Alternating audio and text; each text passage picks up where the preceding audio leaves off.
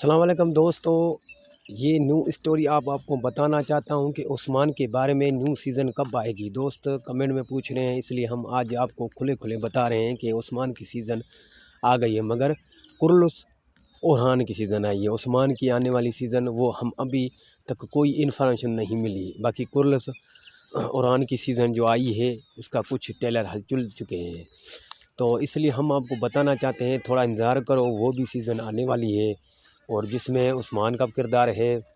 और ये दूसरी सीज़न है जो ये 7वीं है, मगर इसमें कुर्लुस उस्मान नहीं है, कुर्लुस ओरहान के नाम से है। सोबी ओरहान का बेटा पहले वाला नहीं है, ये कि अदाकार कुछ और चेंज की हुई है, इसलिए तब्दीली आ गई है इस ड्रामे में। और इसलिए हम आपको बताना चाहते हैं कि आप वेट करो। जैसे मेरी वीडियो आपको पसंद आई हो तो सब्सक्राइब।